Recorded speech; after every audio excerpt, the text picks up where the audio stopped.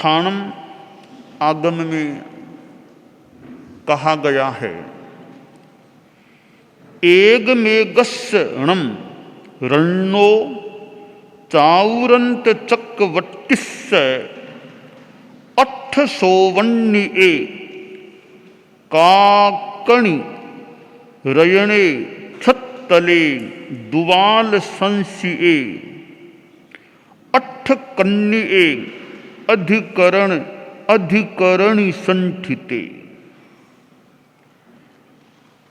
प्रत्येक चतुरंत चक्रवर्ती राजा के 8 सुवर्ण जितना भारी काकिनी रत्न होता है। वह 6 तल मध्यखंड, 12 कोण, 8 कर्णिका कोण विभाग और अहरन के संस्थान वाला होता है। शास्त्रकार ने चूंकि 8वां स्थान है तो 8 की संख्या के संदर्भ में ही एक बात बताई है कि प्रत्येक चक्रवर्ती के काकिनी रत्न होता है। अब वो कितना भारी होता है कि 8 सुवर्ण जितना वो भारी होता है। वो सुवर्ण का यहाँ जो प्रयोग हुआ है, एक तोल है, सुवर्ण एक तोल की पहचान है। सुवर्ण इतना सुवर्ण होता है, तो 8 सुवर्ण जितना भारी। तो प्राचीन काल के तोल में एक होता था सुवर्ण।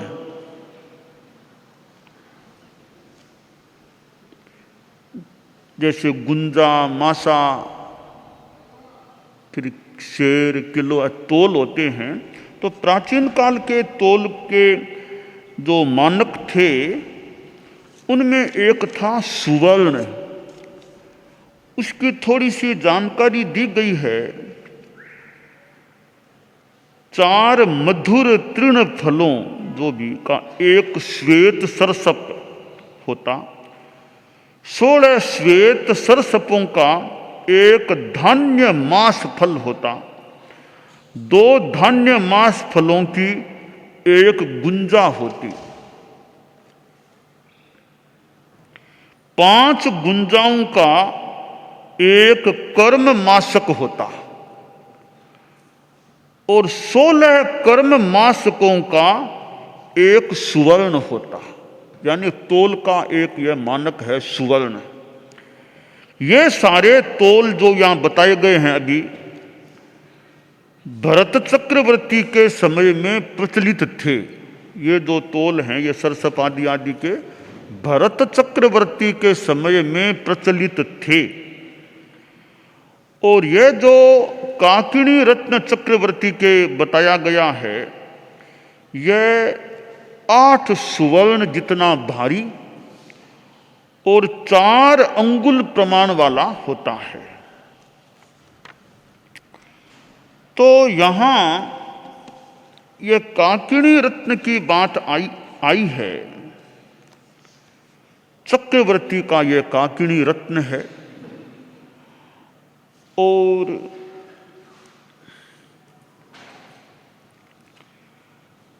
इसका अपना महत्व है कि इसके प्रभाव से चक्रवर्ती दूसरे अर्धभरत क्षेत्र पर विजय पाने के लिए सारी सेना के साथ तमिश्रा गुफा में प्रवेश करता है चक्रवर्ती। और वहां एक एक योजन के अंतर से काकिनी रत्न द्वारा चंद्रमंडल जैसे प्रकाशक 49 मंडलों का आलेखन करता है। वे मंडल चक्रनेमी संस्थान वाले, 500 धनुष आयाम वाले तथा एक एक योजन तक प्रकाश करने वाले होते हैं। इनसे तमिश्रा गुफा आलोकमय, उद्योतमय बन जाती है। तो यह काकिनी रत्न चक्रवर्ती का होता है। यहाँ इतनी सी बात खास बताई गई इस प्रसंग में कि 8 स्वर्ण जितना भारी होता है। और भी थोड़ी जानकारियाँ दी गई है इसके साथ साथ। तो यह एक भौतिक दुनिया की एक चीज मान लें। संसार में भौतिक चीजें बहुत हैं। कितने बढ़िया बढ़िया रत्न, हीरे आदि आदि संसार में मिल सकते हैं,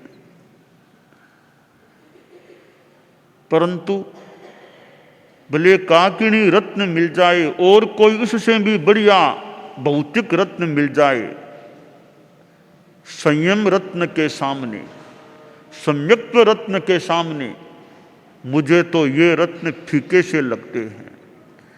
क्योंकि ये रत्न तो मान लो पुण्य का योग है, मिल गए हैं, वह पुण्य सदा तो साथ में रहने वाला है नहीं। कभी तो पुण्य क्षीण भी मान लो हो जाएगा, तो वे रत्न भी कहाँ कैसे रहेंगे।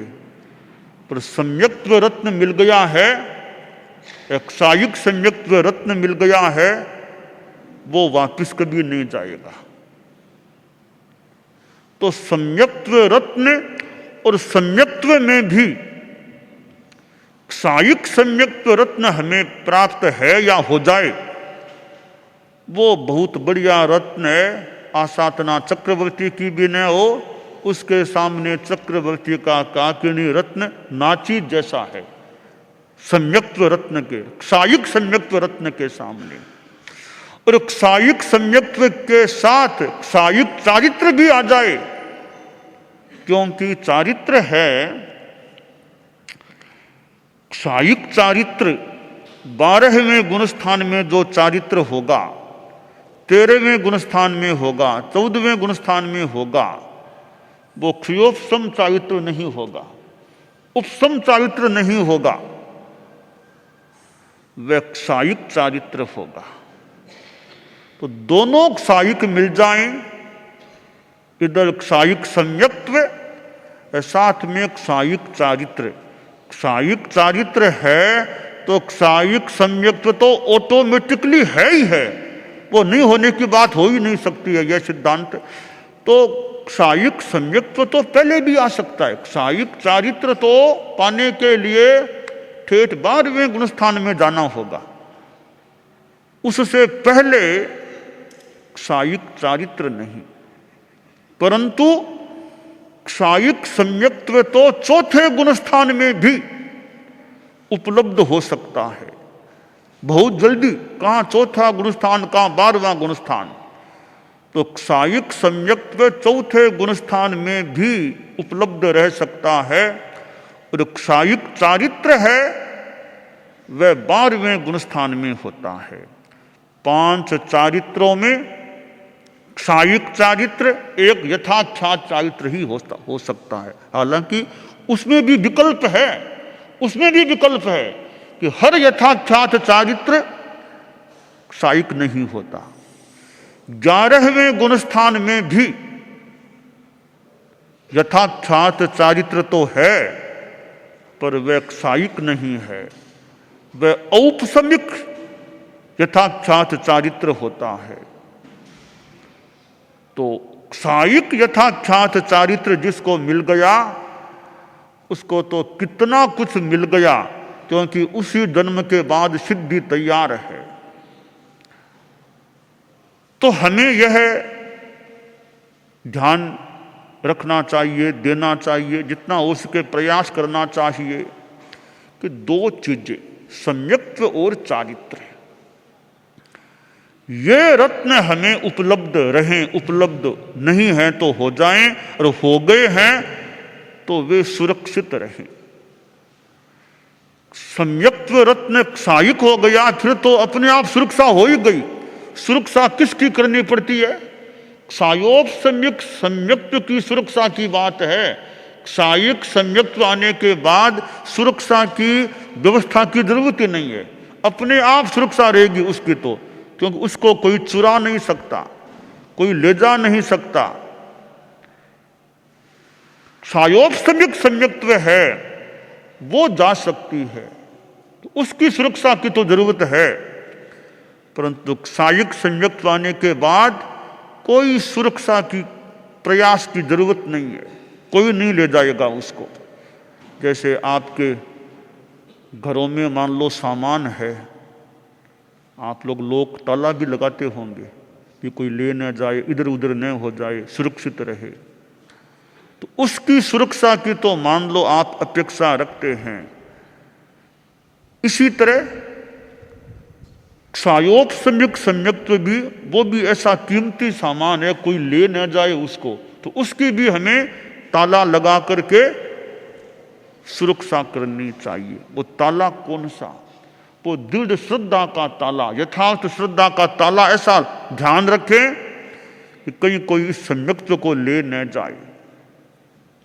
कब आदमी का विचारधारा बदले, श्रद्धा बदले, सही श्रद्धा भी छूट जाए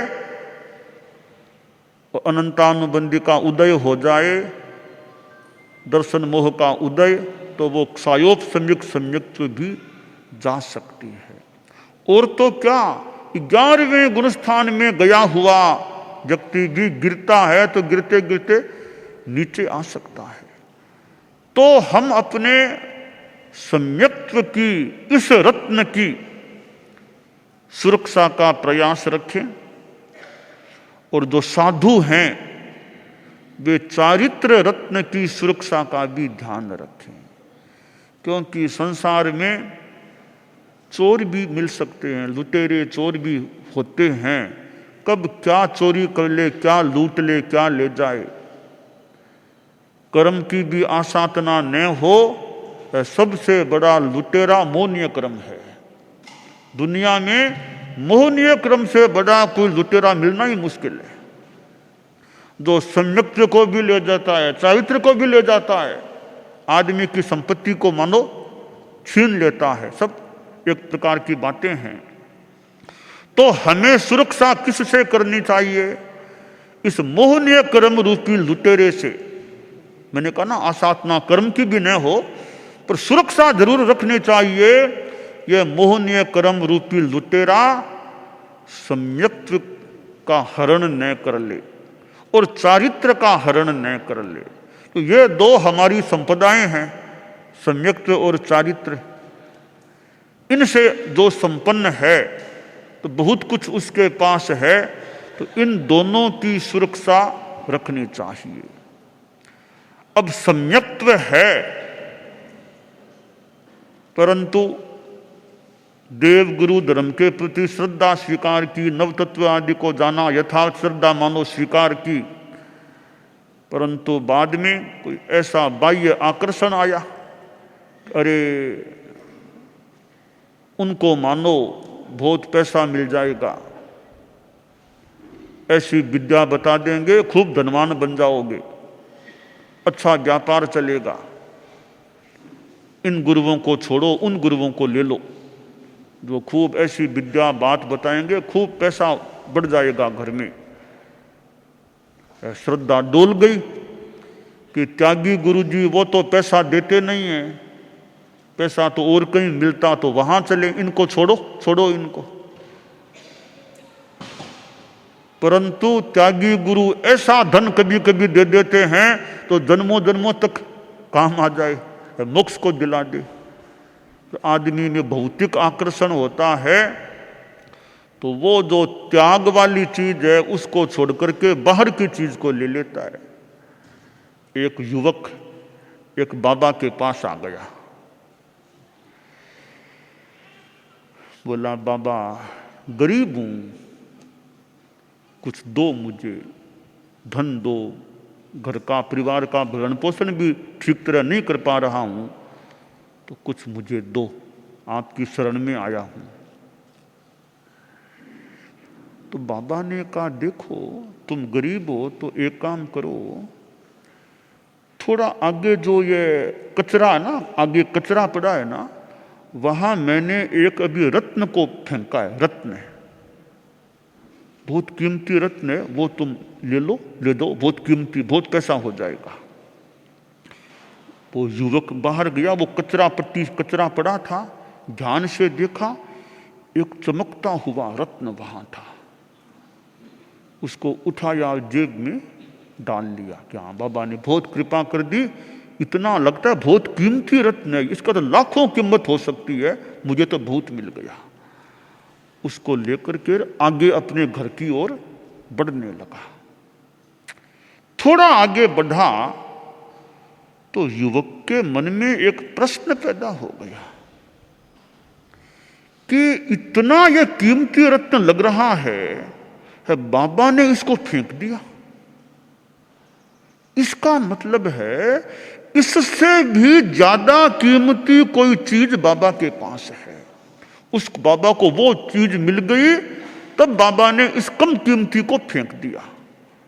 तो मैं बाबा के पास आया भी तो कम कीमती लेकर क्यों जाऊं, मैं तो को वो जो रत्न दो इससे भी ज्यादा कीमती हो वो मुझे दे दो, तो वो लेकर जाऊं, या कम कीमती रत्न क्यों ले जाऊं। युवक लौटा, बाबा के पास आया। बाबा तो अपने शास्त्रों को देख रहे थे, पढ़ रहे थे, स्वाध्याय में थे। अया बाबा बाबा वापिस आ गया। अच्छा, वो मिला नहीं क्या तुमको वहां कचरा पट्टी में रत्न? बाबा मिल गया, तो फिर वापिस क्यों आए हो? तुम्हारा काम तो हो गया, तुमने धन मांगा, मैंने कहा तुमको मिल भी गया, तुम्हारा काम हो गया, वापिस क्यों आए हो? कि बाबा एक प्रश्न मन में आ गया, आपने मुझे कम कीमती चीज दी है ऐसा मुझे लग रहा है, क्योंकि आपने उस रत्न को फेंका है, इसका मतलब है उससे भी ज्यादा कोई कीमती चीज आपके पास आ गई है या है, तब आपने उसको फेंक दिया और बड़ी कीमती को अपने पास रख लिया। तो बाबा दया करो, मुझे वो दे दो ना जो आपके पास उससे भी ज्यादा कीमती कोई रत्न, कोई जो भी चीज है वो मुझे दे दो, मैं वो लेना चाहता हूं। बाबा ने कहा रे वो भी बहुत कीमती रत्न है। नहीं, बहुत कीमती है, मैं जानता हूं, खुद भी मैं जानता हूं बहुत कीमती रत्न है, वे लाखों की कीमत वाला है, पर आपके पास कोई करोड़ों की कीमत वाला होगा तब आपने उसको फेंका है, तो मुझे वो दे दो जो आपके पास और ज्यादा कीमती रत्न है। बाबा ने सोचा रे इसको वो कैसे दूं, फिर भी आ गया तो इसको प्रतिबोध देना चाहिए। तो सुनो, बात सुनो, देखो बात क्या हुई। यह मेरा छोटा सा रहने का स्थान है। मैं कल बाहर गया हुआ था, बाहर से आज सवेरे आया, तो मेरा जो प्रकोष्ठ है रहने का, मैंने देखा यहां एक वो रत्न पड़ा था। तो मैंने सोचा रे मैं तो त्यागी साधु हूं, मेरे कमरे में ये रत्न क्यों, ये रत्न क्यों? साधु मैं त्यागी हूं, मैं पैसे का त्यागी। साधु के पास ज्यादा कीमती चीजों का आकर्षण होना ही क्यों चाहिए? अब देखिए घड़ी भी है ना, साधु के पास तो यथासंभव ऐसी साधारण सी घड़ी होनी चाहिए कि कोई बच्चा भी जिसको पसंद न करे, ऐसी घड़ी हो तो बढ़िया। इतनी साधारण सी घड़ी हो कि अपना काम चल जाए, अच्छा बस समय आदि पता चल गया। ज्यादा बढ़िया बढ़िया घड़ी है, फिर कोई आएगा उठा के ले जाएगा तो बहुत बढ़िया पेन नहीं, बहुत बढ़िया सारा पेन कोई आएगा उठा के ले, ऐसी चीज है कोई जिसको लेना भी नहीं चाहिए कि क्या साधारण सी चीज है, क्या लें इसका। तो साधु के पास वो बढ़िया बढ़िया बढ़िया कीमती कीमती वो आकर्षण नहीं हो तो बढ़िया। बढ़िया क्या है? बढ़िया चीज नहीं, बढ़िया वो बढ़िया हो सकती है, बढ़िया का आकर्षण न होना बढ़िया साधु के लिए। तो हम जो चारित्र आत्माएं हैं उनको बहुत बढ़िया बढ़िया नहीं, बढ़िया पेन बढ़िया बढ़िया, वो बढ़िया घड़ी बढ़िया, वो चश्मा बहुत बढ़िया चाहिए, इतना बढ़िया चश्मा हो। अरे बस काम अच्छी तरह पढ़ना लिखना हो जाए, काम ठीक चले, बस इतना बढ़िया बहुत है। बहुत कीमती हजारों इतने इतने हजार वाला फ्रेम चाहिए, वो चाहिए। फ्रेम में क्या मूल तो दिखना चाहिए ना, दिखता किससे? दिखता तो कांच से ही है ना, का फ्रेम से दिखता है। तो फ्रेम बहुत बढ़िया की क्या जरूरत है? बस अपना काम चले इतना बढ़िया, बहुत कीमती कीमती की साधु को इच्छा नहीं रख करके अपना साधारण सा हो तो अच्छा, सामान्य सादगीपूर्ण जीवन रहे तो बढ़िया होता है। तो वो बाबा बोला कि मैं बाहर से आया, देखा मेरे कमरे में ये रत्न कैसे आ गया। मैंने आस पास पूछा, भाई किसी का हो तो बोलो, किसका? कोई बोला नहीं। तो मैंने सोचा भी कोई बोलता नहीं है, मैं इसको रखना नहीं चाहता, मैं त्यागी साधु हूं। तो मैंने उसको उठाया, बाहर वो जो कचरा पट्टी वहां जाके छोड़ दिया, प्रतिष्ठापित कर दिया। अब तुम पूछ रहे हो कि आपने इसलिए फेंका होगा कि आपके पास इससे भी बढ़िया कोई रत्न या चीज है तब आपने फेंका है, वो मुझको दो। तो वत्स, मेरे पास जरूर बढ़िया चीज है, जिसके सामने वो रत्न ना कुछ ना चीज सा है। वो रत्न है मेरा संयम का रत्न और सम्यक्त्व का रत्न। ये दो रत्न मेरे पास, मुझे विश्वास है मेरे पास हैं। एक तो है सम्यक्त्व का रत्न, दूसरा है चारित्र का रत्न, संयम का रत्न। वे मेरे पास हैं तो उनके सामने यह रत्न बिल्कुल फीका है।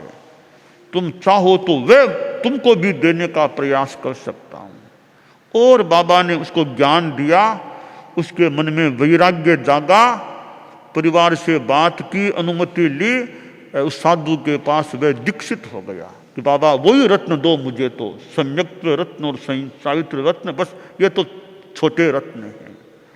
आप लोग गृहस्थ हैं, आपके पास, कईयों के पास बहुत पैसा हो सकता है, बहुत ऑफिसर, कितने कारोबार, कारखाने, कितने फैक्ट्रियां, कहाँ कहाँ फैक्ट्रियां आपकी हो सकती है, बहुत इनकम आय आपकी हो सकती है, बहुत पैसे, बहुत सोना चांदी रत्न आपके पास हो सकते हैं।